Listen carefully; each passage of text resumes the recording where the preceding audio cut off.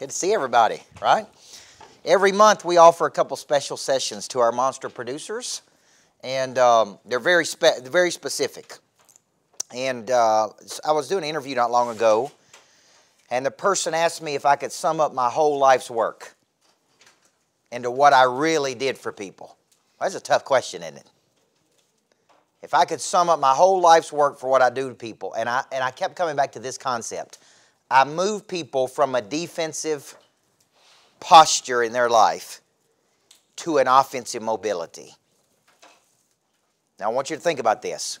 Most of the world operates in a very reactive framework. That means they are not the puncher, they are the counterpuncher. Life is punching them and then they punch back. Things are happening to them and then they fight back. They are not the stimulus, they are the response. Okay? And I know that to be true because if I speak to 1,000 people in a week, I will ask how many of you in this room are actively mapping out your days every day. Not every week, not every month, but I mean every night before you go to bed, you sit down and you plan your attack on the day, okay? Now, I operate on a few key principles. One, I believe an object at rest will stay at rest unless acted on by an outside force. By nature, we are creatures of habit, which means we sit and we contract to a place of comfort. You follow me? Left to our own devices, even the most motivated people in the world will always contract to a place of comfort. So in the sales world, what's happening out there is an object at rest is just staying at rest unless acted on by an outside force. I do believe you can motivate an unmotivated person.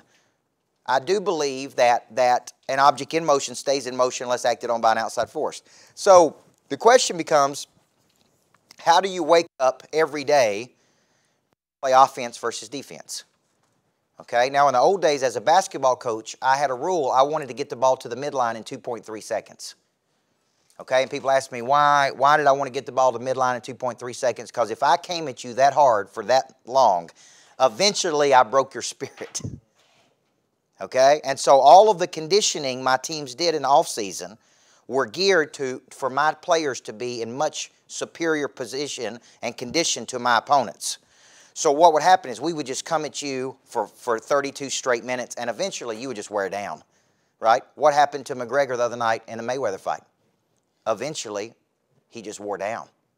No matter how strong he was, no matter how good he is, no matter how much, right? Mayweather just, and what did he say after the fight? He just kept his composure. I could not rattle. He just kept coming. He just kept coming. Well, Mayweather's done that 50 times. 50. You understand what I'm saying? So he even found out, no matter how good a shape he's in, that over a period of time, someone that just keeps coming at you over and over. I look at it the same way in our business. Is I want to just attack the day versus have it attack me. But that's the opposite of how I see most people approach the day. The common phraseology I hear is, I'm busy, I'm overwhelmed, and I'm putting out fires. And I hear that over and over and over. Well, when you say you're putting out fires, that already tells me you're in a reactive state. Right? You're already in a reactive state. Things are happening and you're having to deal with it all day long. All day long, all day long. So today what the purpose of this workshop is how do I move you to an offensive mindset? So you guys know that I come into every day with my monster planner planned out. Okay? And it shows you what time I wake up, shows you what time I finish today. It shows you my high value activity. These are the people I'm going after. It has my notes. It has my affirmations. Okay, so the reason I'm doing this, and I'm going to teach you how to do this, is because when I get in a day, it's almost like a coach. It's easy to get emotional during the day. It's easy to get pulled away into low-value activity. So I got to get you in the mindset as there is high-value activity and there is low-value activity. And low-value activity is real simple. It's any activity you participate in that does not move you closer toward what? Your dominant focus. Austin tells me I want to do 50 deals this year. That's his dominant focus. Every action he takes is either toward that or away from that. Everybody with me here? So I am super sensitive to every conversation I have during the day. I don't let people pull me into low-value conversations. Okay? I'm super sensitive to wasting time throughout the day. Okay? And so for you, I got to get you, and I don't want you to be paranoid where you can never have a conversation, like a relaxed conversation with a person, because you can. But you got to come in and you got to attack the day versus have the day attack you. Now, I pulled this from a book I wrote several years ago called Zebras and Cheetahs. And let me tell you why I pulled it from this book. A cheetah is the fastest animal in the animal kingdom. A cheetah, if you ever study cheetahs, they are always on offense. Like they wake up and they're very methodical. They don't play defense much. They attack. Okay? And if a cheetah doesn't kill its prey in a short period of time, it actually has to stop and rest because it works its body up in such a frenzy that it could actually kill its own self. Right? I very seldom see salespeople that I go, hey, you better slow down, man. You're liable to kill yourself here. Typically, you know what I'm saying? You need to speed up. You don't have enough activity. You don't have enough action. So that's why cheetahs attack, and then they go sit under a tree and they calm down. And then they attack. They have a close ratio of 60%, by the way.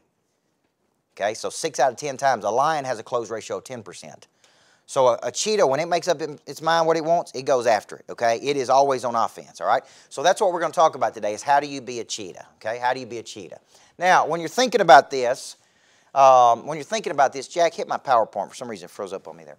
When you're thinking about this concept of being a cheetah, the first part is people ask me, what is the number one thing that we need to be focused on, okay? And the number one thing we need to be focused on is real simple. What is our dominant focus?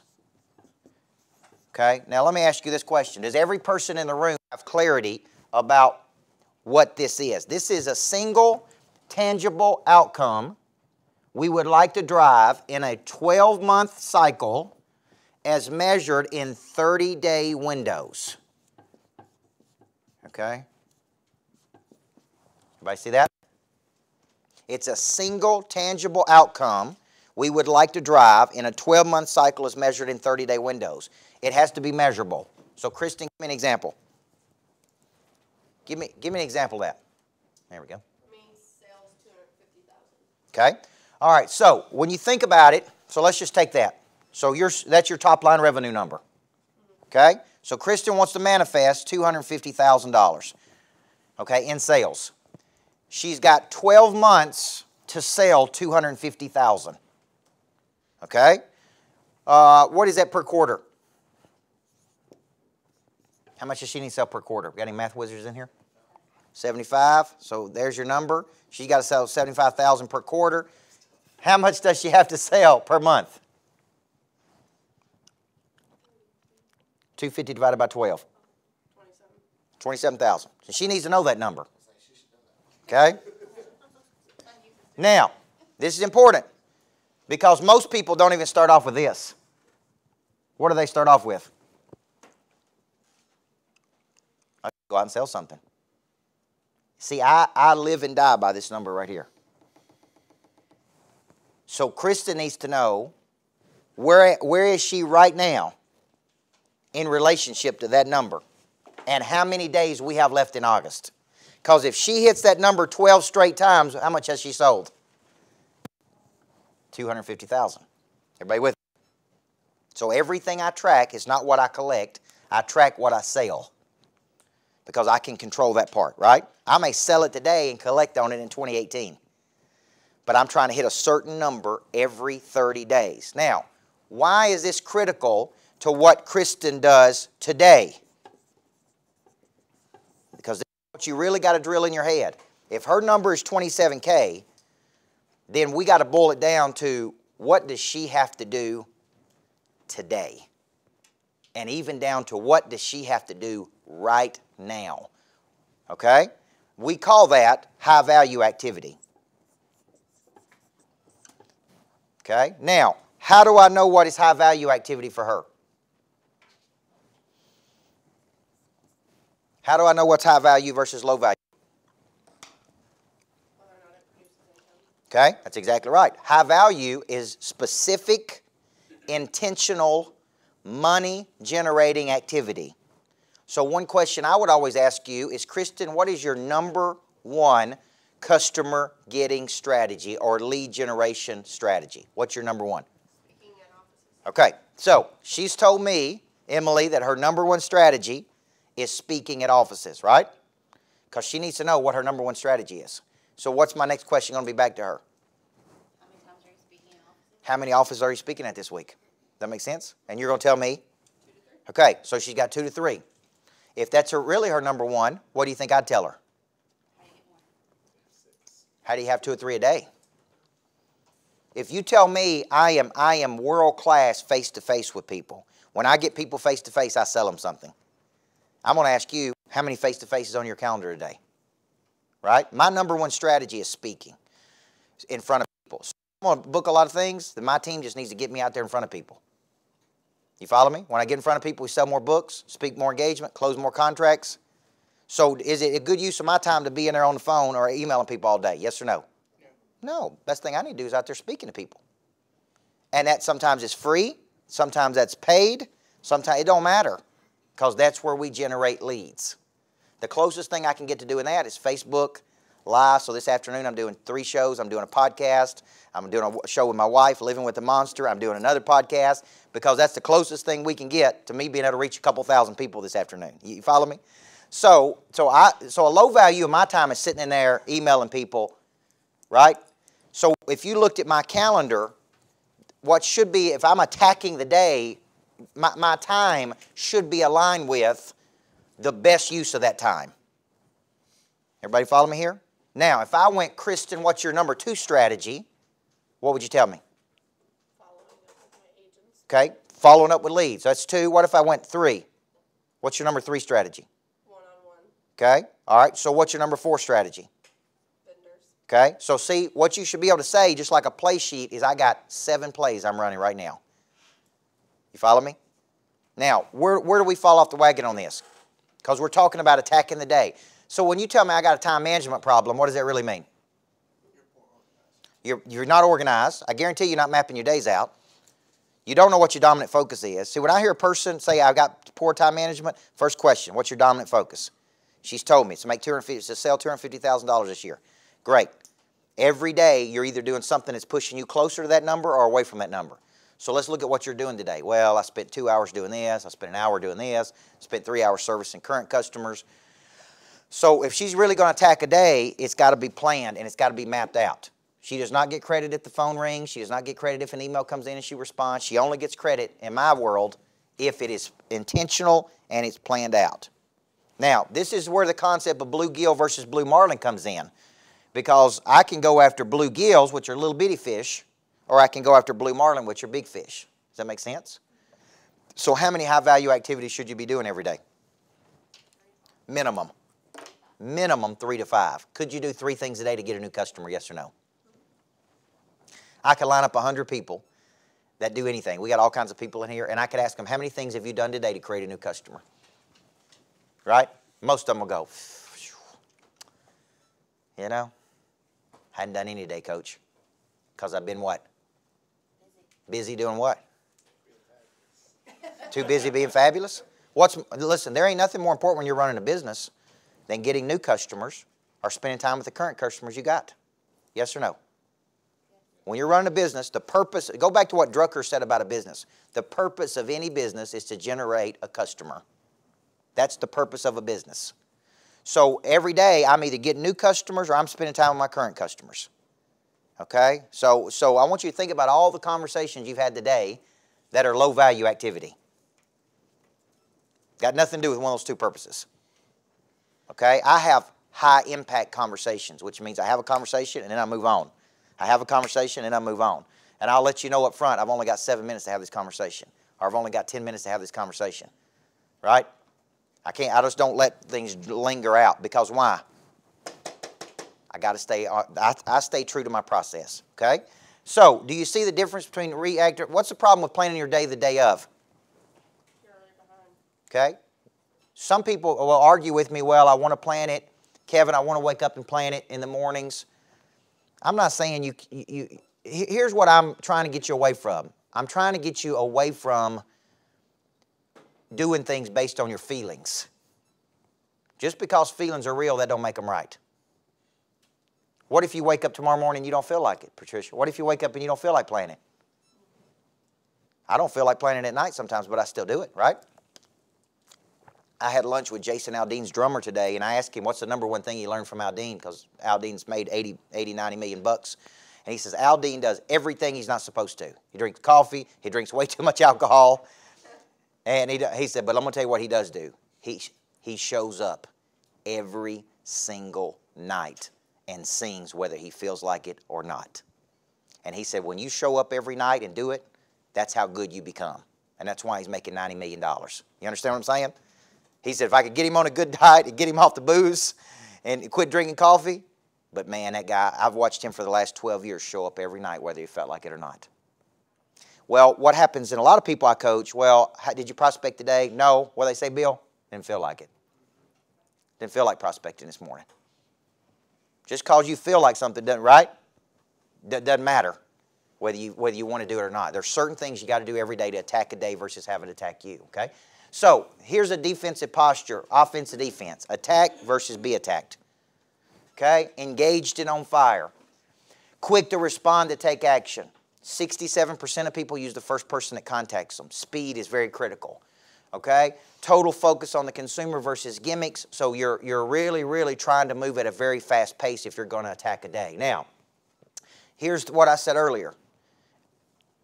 An object at rest will stay at rest unless acted on by an outside force. Okay? Now you're competing versus so many people. They're competing versus so many people that you really got to go out there and sell yourself every day, don't you? No matter how good you are, you got to get out there and get in front of people and sell your stuff every single day. And so here's what I say to a lot of people. Nothing has to happen for you to take action. Nothing has to happen for you to take action, okay? When a person asks you to go 1 mile, go 2. So let me stop right there and ask this question. Does everybody have clarity about their dominant focus? Okay? Now, pop quiz. Let's say I'm not hitting my number. Should I increase my high-value activities, yes or no? Yes. So if I'm doing 3 a day, maybe I need to do 6 a day. Maybe I need to do 9 a day. Maybe I need to do 12 a day. Okay? Because how many people think selling is a game of probability? So what we're trying to do is drive up the probability of selling something versus drive down the probability of selling something, okay? Now, let's look at how we can go into a day, because this is very, very critical. Now, when we've got your day, this is what the selling cycle looks like. Okay?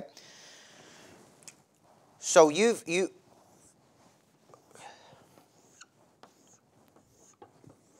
get into the day, your hit list is up here. Okay? Your farm club is right here. Your clients are right here. Your promoters are right here. And your advocates are down here. Now, how do we fill this pipeline right here? So I always have this is my pipeline. How do I keep this full? What's my number one thing I could be doing to keep that full? Okay? So when I ask people, why are you so nervous right now? What do you think they tell me? That's right. They say, man, I don't have enough people in my farm club. Or here's a better way they say it. I'm relying on 1 deal or 2 deals. You want this to be hundreds of people. You want hundreds and hundreds of people that are interested in your services. Because a good percentage of those are going to fall through. Right? Well, how do you get hundreds and hundreds right here? You work the hit list. And so I come into every week with 10 people on my hit list. Minimum. So let's give a good definition so everybody's understanding. If I'm attacking a day, I'm looking for new money. Where could that new money come from? Money changes hands when problems are solved. Selling is a game of probability. So I'm going out and I'm looking for problems. Okay? Now, could the hit list come from past clients? Yes or no? Yes. You may target, when you come into a day and you're mapping out your day, you may say, I'm going to reach out and touch 3 of my past clients. right? Could the hit list come from a strategic partnership? How many people think they need to do a much better job with strategic partnerships? Okay. Could the hit list come from a current client that you want to sell something else to? Yes. Could the hit list come from your top 25 where you're working your biggest client base asking for referrals, right? So if I'm attacking a day, if you notice in the planner, every week I come in and I got my hit list right there. Okay? And I'm working that hit list every single day. Now, let me give an example. I don't want you to be misled to believe that a hit list is you call on a person and they immediately say yes. Like today, I was working my hit list, and some of it was just scheduling meetings. So some of it's just reaching out, finding a date, getting a meeting. That's a hit list call. Some of it was going back and banging on somebody again that we haven't been able to work or we haven't been able to get across the finish line. I mean, it takes a pure resilience to go after that hit list over and over and over. Okay? Now, but if you're not working the hit list strong enough, you don't have enough of these. Okay? Now, if I'm attacking a day, I got my hit list every day. Those are bluegills or blue marlins. Everybody know the difference. Give me an example of a blue marlin for you. $10 million client. $10 million client. Where do we find those at? Everywhere, from farms to Brentwood Country Club. Okay? Here's the deal. It's out there, right? There's no shortage of money, no shortage of opportunity. The question is, where do we go? Let's say I wanted to target only mortgage companies that are $15 billion and above. And I said, we're going to go after every $15 billion mortgage company and above. That's our hit list. You could target a certain demographic of people. You may target certain agents doing $2 to $10 million a year. You see what I'm saying? You may target certain people. Okay, we've got a client in Houston, Texas that goes after women who are making $250,000 and above in the Houston, Texas area, because his services are non-insurance. You pay in cash. So when he does his Facebook ads, $250,000 and above. Women from this age to this age. That's who he targets. You follow me? So your hit list can get super focused. I'm only focused on a certain type of person. Let me give you an example. We have a mortgage originator in the program who is a former coach. He went back and he sells roughly 25 mortgages a year to former coaches. See what I'm saying? I said, man, there's 58,000 people, 58,000 kids in Rutherford County school system. What if you were the official mortgage provider for every coach in Rutherford County? That is thousands and thousands and thousands of coaches. Think elementary school coaches, middle school coaches, high school coaches, all the sports at every high school. He could make a fortune just in that one demographic. You with me? Some people target physicians. Some people target this group. Some people target this group. You can get very specific here. Now, when you get a person here, if I'm attacking a day, this is where those 7 touches come in. Okay? So I'm working my hit list, and I'm pushing these people through that pipeline, right? I'm identifying people. I'm having conversations with them. How do you know if they're interested or not?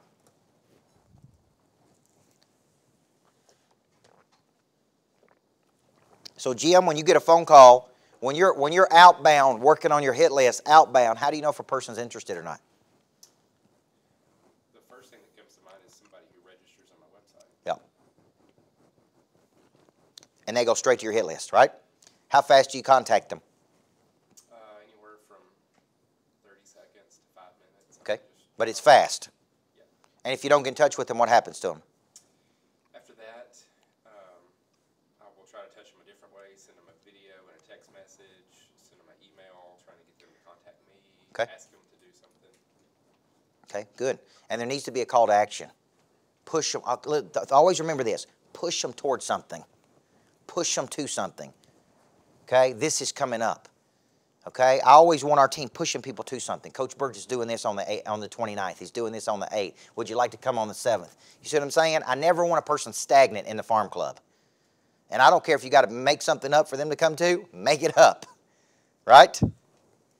Once they get in that farm club, this is where we're going to 7 touches. So when you're mapping your day out, you should have what? You should have your hit list and you should have your farm club. Now, is anybody struggling with those 2 areas right now? Yes. I struggle sometimes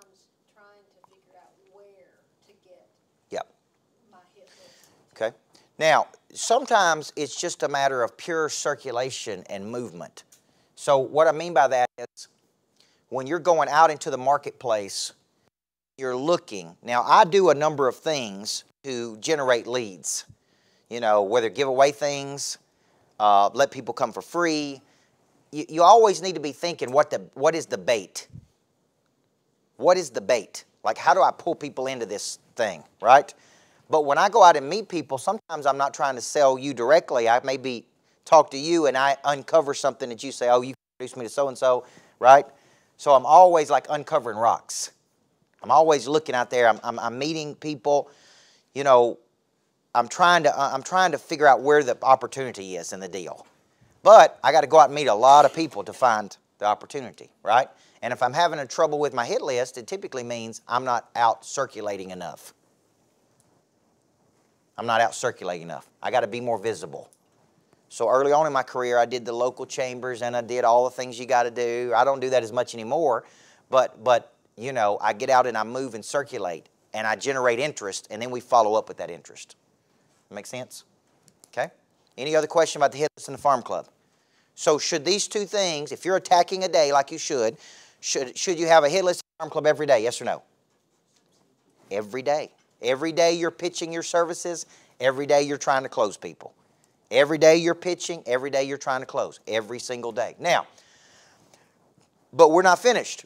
Once you get a person, if the statistics are true and we should get 5.7 referrals out of every transaction, we got a honey hole of current clients who could be bringing us other people, right?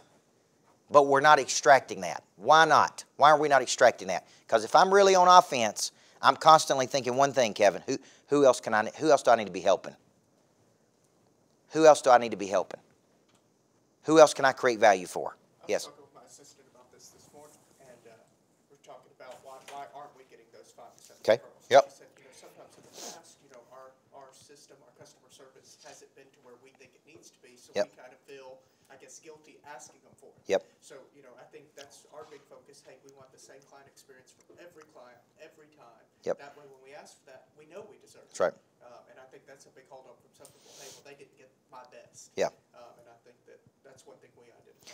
Well, when you think about referability, I want you to think this. If I'm truly attacking a day, I'm constantly looking where opportunity is. If I'm getting my clients to a much better place in their life, I should not have any problem asking for the referral. Referability is when great people tell other great people how great you were, right? So the question we should be asking is what? If this was valuable for you, could it be valuable for somebody else? Who else do we need to be helping? A lot of times I call people and joke with them. I'm like, why are we not doing business with each other? What are you waiting on? Right? We know each other. We believe the same things. What's stopping us from doing business with each other? Okay? Because I'm after those 5.7 referrals. Okay? But if we're not attacking a day, we're not asking. So in your planner, where it says other, see where it says other right here? I have new clients. The highest point of energy is when? So we just signed a deal in Huntsville, Alabama, and I was thinking about this at lunch. One of the things that we could be doing, one of the things that Bill could be doing is going back to Brenda in Huntsville, Alabama and saying, hey, Brenda, invite 3 of the top mortgage lenders when Coach comes into town. Does that make sense? The highest point of energy is when a person commits to you. When I go to Cookeville, we should be saying, invite 3 of your top mortgage originators who needs to come hear me speak. You understand what I'm saying here? So when you see other, typically right here, these are new clients I want to love on. So today I've been calling new clients. Congratulations, thank you for signing up. I'm excited to work with you. Hey, who else do we need to be helping? Or I'll just say, hey, I know you work with so-and-so. I know you're with this firm. When can I get in there and speak to the whole group? Okay?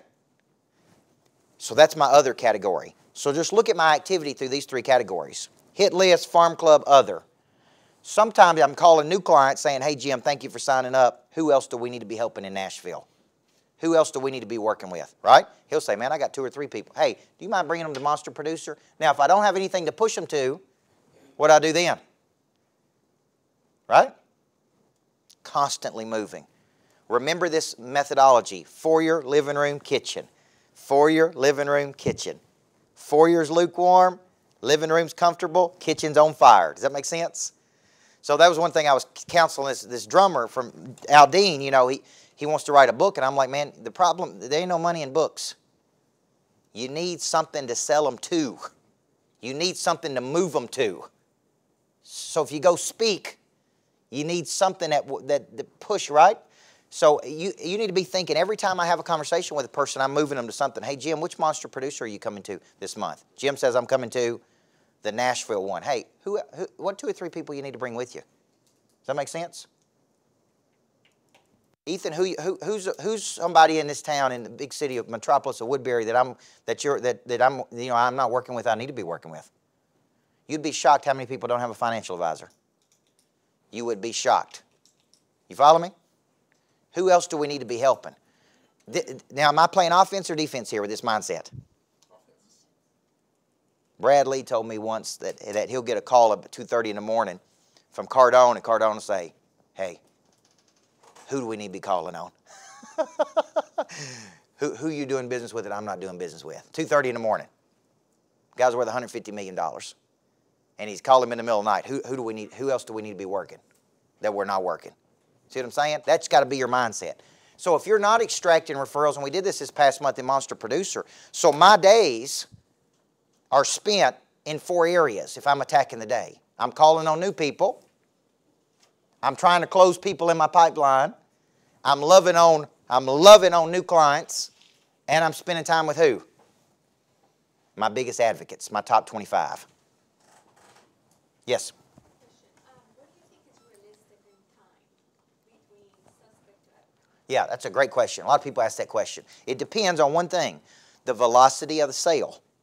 If they indicate interest and there is a crunch, then it may be a lot of intensity. Maybe a very short period of time. But for some people, it's like a slow drip versus a water hose. Does that make sense? So some deals are hot, and those 7 touches may come in 7 days. Some deals are I'm just kind of banging on a person and wearing them down a little bit, right? And this may take 2 years. I'm working on a deal right now. I've been working on for, I don't know, 6 months, $750,000 deal, and we just move it down the field just a little bit every week, right? And I just keep throwing those jabs, right? I just keep throwing those jabs. And then, at some point, throw the right hook, right? But every day I'm throwing those jabs. So some people show up on my hit list every single day. It's like, how do I do that deal? How do I get that deal? How do I get that deal? What do we need to be doing?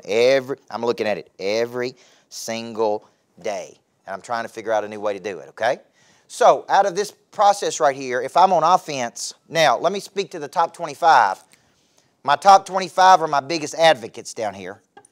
And the goal is to get 25 people who are sending me a minimum of 3 referrals a year. What's the first problem with this one?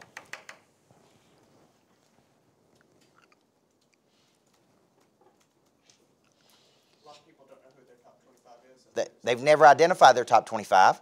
What else? They didn't tell them they was in the top 25. They don't have 25. That's the first problem. You can't have a top 25, you don't have 25, right? So I tell people, start with 5. If I forced you right now to write out 5 people who absolutely are fighting for you in the market, they love you, they are promoting you when you're not there, do you have 5? The ultimate goal is to push people through this pipeline to where they end up right here. Okay? Now imagine getting 3 referrals right here. So how do we get a person to that level? How do we get a person to the advocate level? Okay? That's right. I want you to think transformation versus transaction. Transaction, dirty word. I can discard you when this is over. Transformation, you came to me one way and I changed your whole deal. You follow me? I changed your whole deal. To some people, that means I helped you make a lot more money. I helped you save a lot. Some people, I was in the boat fighting with you. Some people, I got you a 10% return when everybody else could have got you 8%. You understand what I'm saying?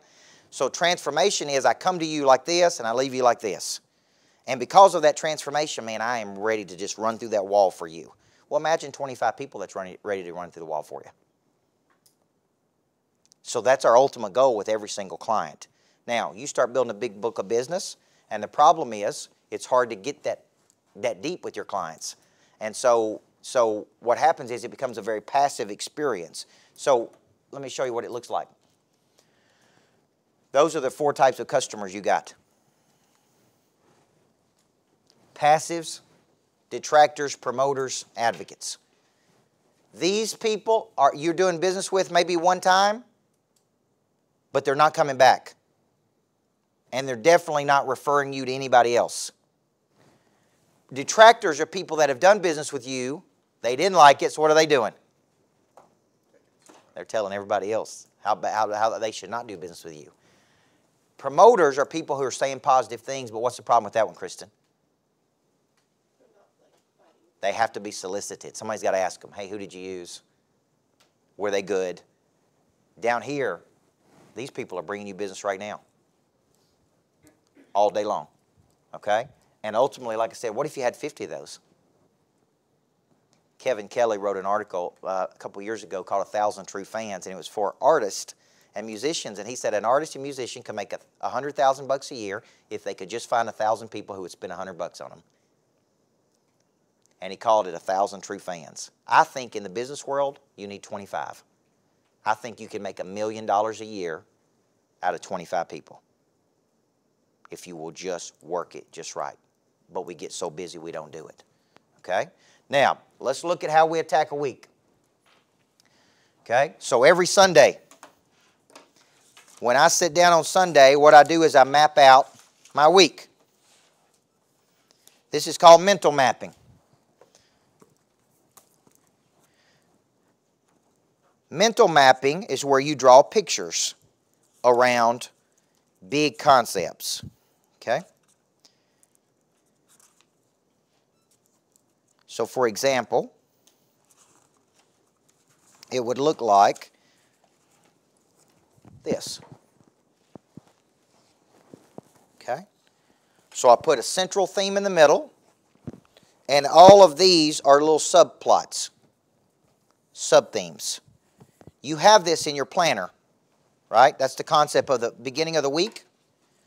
So what I'm asking you to do every single week is I'm asking you to kind of start your week off by putting a big concept in the middle and then your projects, your big projects. You need no more than 7. So what could a project be? Got to work on my marketing. Got to hire a new person. I've got to introduce this to the market. This is my theme for the week. Everybody follow me here? That's a big picture. Okay? That's a big picture. Now, where you see this vision board on the other side, Emily, what's this for? Your high value activity. What are you going to do to get them? That's right. This is the biggest people. So you may say there's 3 big people on my hit list this week. My big Blue Marlins. There's 3 big people in my farm club this week. There's 3 big people in my top 25 this week. See what I'm saying? So this is a very high level. I typically do it in a different notebook. I typically do it over here because this stays with me all the time. And so what I'm doing is I'm doing big concept, project 1, project 2, project 3, project 4. And I do that on Sunday. Okay? And I'm thinking like this on Sunday. So on Sunday, I'm looking at the world like this. When I come into Monday, I'm looking at the world like this. Head down, chop wood, carry water, work on the system. You follow me? Stay true to the system. Now, why don't people do this? Kelly, why don't people work this hard on the system? That's right. They get distracted by what? Anything. We live in such a noisy and distracted world. It's just like all over the place. What you got to do is put your head down and stay true to the system. It's called chopping wood and carrying water. Every day I work. It's not sexy. It ain't fun, but every day I just get down and I do it. You understand what I'm saying? Every day, that's why what we're doing now is we're on the phones every morning from 9 to 11. So every morning we prospect from 9 to 11. I'm on the phones. They're on the phones. That's not a time to solve customer problems. That's not a time to deal with customers. It's just a time to do one thing, prospect. Because this is an area most people are not doing. Okay? Any questions about the Sunday mapping out? Big theme. Sometimes I have a theme like refocus. Sometimes it's last week, final push. It's just something for me. Okay? Doesn't have to be anything specific. It's something for you. Now, then I go into the day. And you guys have heard me talk about coming into the day. The very first thing I do is when I get up every morning and I get dressed and I'm going to work out typically at 5:30 in the mornings, the very first thing I do is I go into the kitchen and I flip that calendar over. And I look at that calendar and it shows me what day it is. And I ask, where am I in relationship to my goal? And how many days do I have left? So my goal's this. Here's where I'm at. Here's how many days I got left, right? And it's a mental calendar. That tells me one thing. How hard do I have to push today, Austin? How hard do I need to push? Once I go work out, and I strongly recommend people work out in the mornings. If you look at the stats, the wealthiest people in the country work out in the morning, like 76% of them.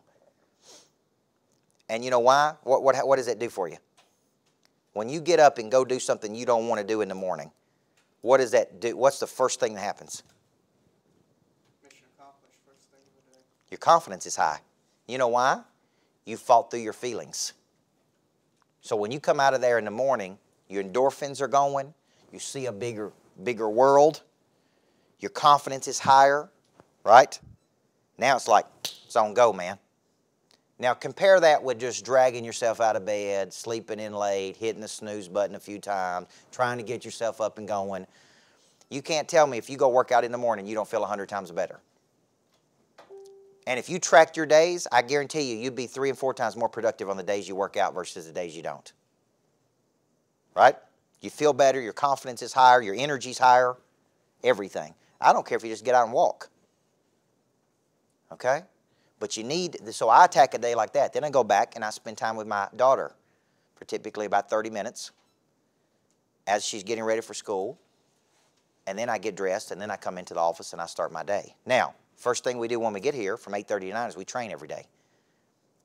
Training is not something you do every now and then, it's something you do every day. So we're training on outbound calls, things like that. That's what the staff is working on. 9 o'clock comes, it's game time. And what are we doing from 9 to 11 every day? Prospecting. And then we take a break for lunch. I brought in food for the staff now. The New Greatness Factory is going to have a full-time person there cooking food, so people don't even have to leave. Makes sense? If I can figure out how to get beds and cots in here, we're going to do that too. Okay? But my point is, I don't want people to have to leave. I don't want to leave. Okay? It's crazy to me to build an office complex. It's nice and no place to eat in there. It's crazy. Okay? Because when you got to leave, that's a distraction. Now I got to go out. I got to get off campus. I got to get in my car. I actually calculate how much time I lose in a day by walking from here over to the bathroom on the other side. If it was up to me, I'd just cut a hole right through that wall right there and be able to go to the bathroom. Because that's 30 minutes wasted time. Okay? I drink a lot of water because I speak all the time. So I got to go to the bathroom a lot, so I got to walk all the way around. It's like it's total waste of time. So my point is you got to get kind of, I don't want to say obsessed with your time, but time is critical, right? It's very, very critical. Then I go through a day, okay? And what I'm doing is I'm time blocking. I'm working on my HVA, and I've got my targets, and I'm following up like crazy.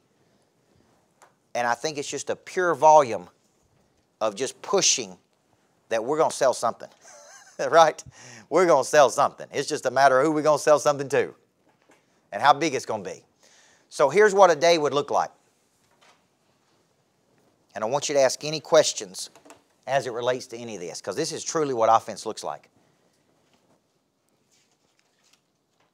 Here's all the categories I'm working at a given moment. Yes? So I actually had a call to Keisha. I think she was going to talk to you about this anyways. For a real estate agent, what is a good example of a connector? Because I know like for Emily, Yep. real estate agents to other real estate agents. It's basically Yep. a connector for her, for real estate agents. It's just, think of 6 degrees of separation. Think you want to represent Kevin, but you don't have access to Kevin. So you go to somebody who does have access to Kevin. Like I'm trying to get in Franklin American Mortgage right now. So I go to a guy at Franklin American. He introduces me to the regional sales manager. The regional sales manager, I get on the phone. He introduces me to the national sales manager. That's a connector. So I'm all the time looking at angles. Like who can get me in front of that person? So in my selling system, I'm looking for connectors constantly. It's like I go 2 steps over here to get me access to that person over there. That's a connector. Okay? So when you come into the week, this is how much activity you should have. So a climber is a person who says, I can't do business today, but I am interested in your product or service. Or it's a person that is on their way up, like the food chain. And you want to be close to them because they're rocking and rolling, right? They're on their way up. If I'm a financial advisor, it'd be nice to get a hold of someone who's going to make a lot of money in their lifetime. They just ain't made it yet. Does that make sense? See, the very first financial advisor ever pitched me was a Northwestern Mutual guy, and I didn't have any money. And he came around, and I think I put, I don't know, $50 a month into something. And then he just kind of fell off the wagon. And I never heard from him again. Does that make sense? Well, what if I went back to him today and said I had $10 million to invest? Where's he at now? You understand what I'm saying? What if I was a climber back then? He just didn't hang in there with me long enough. So yeah. I have a question. Okay. Delegating your hit list. I've gotten to the point where I try to be very methodical with my team, which is one person. Do you ever delegate to your team, hey, get me meetings in front of these people. Here's a call list. Yep. I want my day full. Here's my time block for HVACs Yep. in the afternoon. I want a 2 and 4 every day with somebody who can be a potential referral. Yep, you could do that. Okay. Absolutely. Because the only way to scale anything is with people. So imagine me making 30 calls versus having a team of 5 people making 30 calls. And we're making 150 calls a day. You know what I'm saying? Imagine you having 20 people making 150 calls a day. You see what I'm saying? And the amount of magnitude that you could have of touching and banging on people. You follow me here? There's only so big you can get as one person. Right? The only so big you can get is one person. Yes? So, a few minutes ago when you were talking about your hit list, and sometimes you move them the next day and the next day and the next day, every day of the week. Are you actually reaching out to them? Sometimes. 5 days in a row, or? Sometimes I'm sending them different things. So what I like to do is use different touches. It's so easy for us to like call or text message. But sometimes it's a video. Sometimes I draw association. Sometimes I do like a non-direct thing. Like I'll send out something to everybody and include them in it. Hey, here's a new blog I wrote on this. You never know what's going to like shake something loose. You know what I'm saying? And sometimes you shake something loose just by the pure consistency of just being there in their face, right? So sometimes it's non-direct, sometimes it's direct. Hey, have you seen enough to make a decision? What's stopping you from taking action? You know, I think if it's amazing to me that you'll follow up with someone and kind of attack it, and then they'll say, man, I've been getting every one of your emails. I've just been busy. You caught me at the right time, whatever the case may be. So I do go 7 touches with the person. And, you know, if you do think they're potential, so I ask this question, on a scale of 1 to 10, how likely are we to move forward with this? And they may say 60%. And I go, okay, we're at 60%. I'm going to hang in the ball game then. And I'm going to keep coming back. I'm going to keep coming back at you, okay? Sometimes it's just a timing matter. I don't believe in timing as much as some people do. I believe we create timing. If I believed in timing, I'd still be a high school basketball coach. Because there would have never been the right time for me to retire. You understand what I'm saying? Because I always had a good team coming. So I don't believe in leaving it up to timing. Let's just create our timing through the action we take, right? Commit first, and then we'll figure it out. Don't wait for everything to be perfect before we commit to something. Just take action. There is a power in taking action, right or wrong. So when you do this much activity, so if you notice, you say, what else are you doing? Obviously, you see the amount of social media I'm pushing out in a week. Today, I'm doing 3 podcasts. Why would I do that, though? Why would I do 3? Just I want you to step back and think about this. What's the logic behind that? Why am I doing a new podcast with my wife? It's a different segment. Different people watch Living with the Monster than watch Super Coach. But what I'm really trying to create is all of this intellectual capital that I can shove out to the market. So we had a husband and wife commit to Monster Producer last night. And the husband could literally answer my questions before I even gave them because he had watched so much of my videos. But I would start talking to something. He said, "Oh yeah, I remember when you did that video, coach, on that." I mean, he watched every video I've ever done. So in his mind, I've been his coach for probably years, 2 years. He just made it official yesterday. Does that make sense? Now, so what I do is I create this much content, so I have all this intellectual property, and my sales team. Let's say you're struggling with follow-up, right? And we're trying to sign you on as a client. They can send you that video. Watch Coach Burt's video on $1 Million Follow-Up. Watch Coach Burt on this. Listen to Coach Burt's podcast on this. So I'm going after different segments. So I do a podcast with my wife. We're tackling a great subject today. What if you're in a partnership where one person is growing and the other person is not? What if you're in a marriage where one person is on fire and one person is not? It's going to be a great topic. But I'm tackling husbands and wives. You see what I'm saying? And then I'm going after Super Coach, which is tackling everybody. And then I do one on Monster Producer that's just going after a very special group of people. Everybody with me?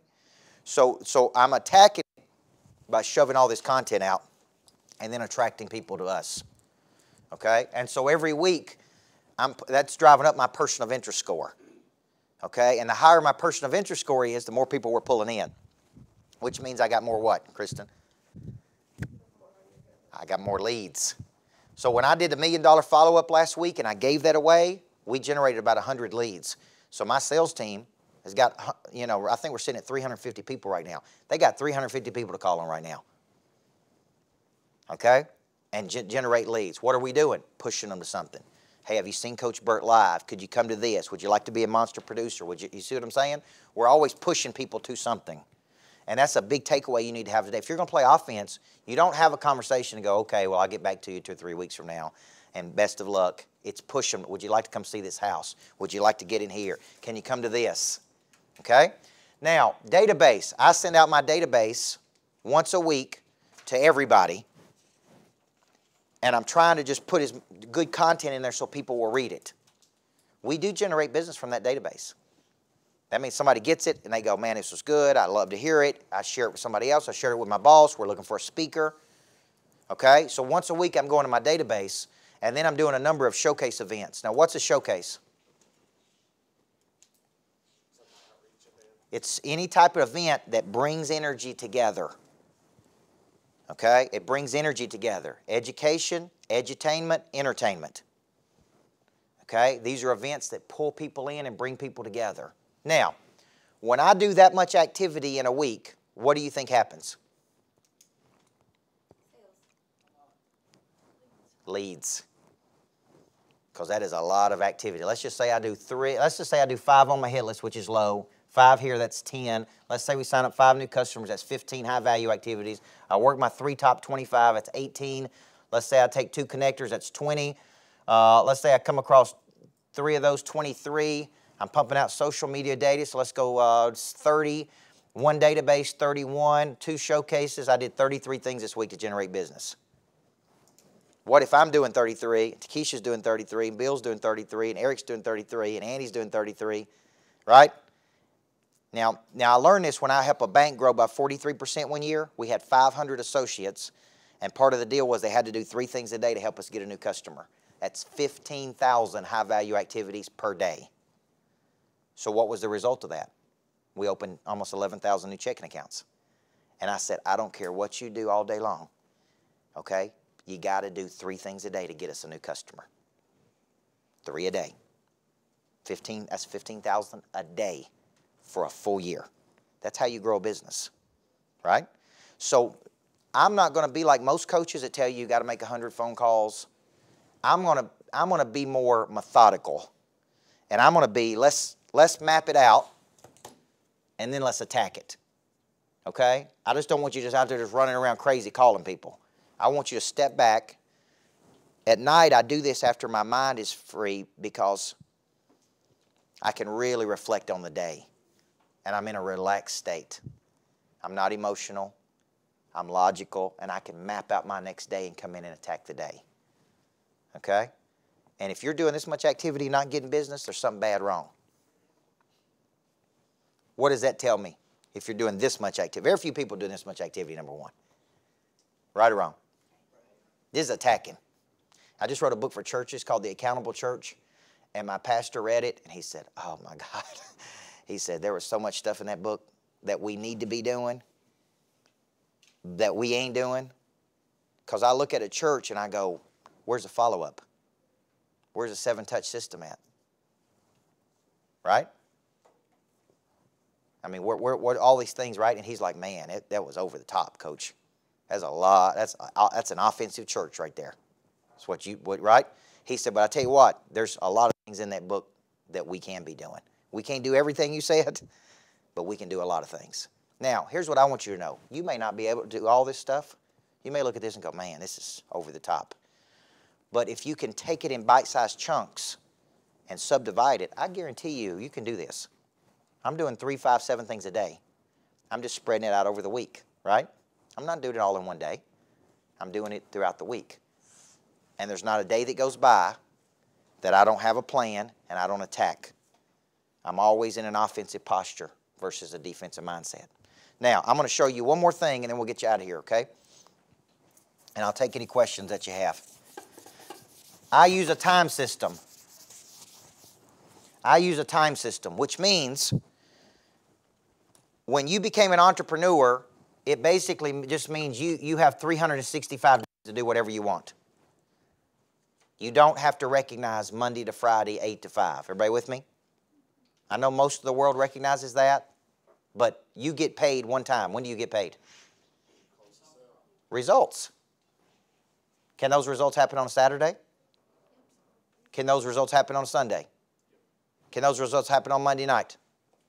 So you got to get out of your mind. You are no longer a bureaucrat. That means you don't get paid just for showing up. You get paid when you solve a problem and create a result. Now, here's the beauty of this.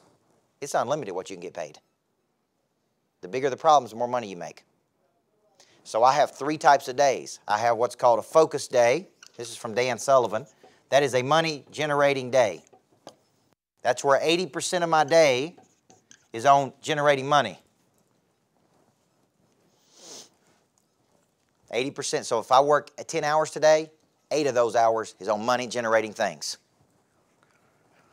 Then I have what's called a buffer day. This is a backstage day. This is a day I may be thinking, working, strategy. It's not as much time, like Sundays are buffer days for me. I don't call on customers on Sunday. But I do a lot of planning on Sunday afternoons. I map out my week on Sundays. So I get up, I go to church with my family, I come home, I eat with my family, I spend time with my daughter and my family, and then I go map out and work. Because here's my philosophy. If you come into Monday without a plan, I'm going to run circles around you. You with me? You show up on Monday without a plan, I'm already 3 or 4 steps ahead of you. I just don't think you can show up on Monday and handle the volume that we do. Okay? So I take Saturday off. Saturday is my day of rest. Saturday I'm with my family. I don't work. I may read a book, but typically on Saturday I'm off. Very seldom check emails. May check 1 or 2 if a customer or something comes in. I'll deal with it. But for the most part, I have a full day off on Saturday. Sunday is a buffer day because I'm working on Sunday. I'm getting ready on Sunday. Then I have so Saturday's my free day, and that's off. So that's the time system I use. Think of it this way. I work, I rest, I practice, I perform. I rest, I practice, I perform. And on performance days, I'm taking it all away. Okay, on performance days, those are my own days. So typically Mondays, buffer days for me.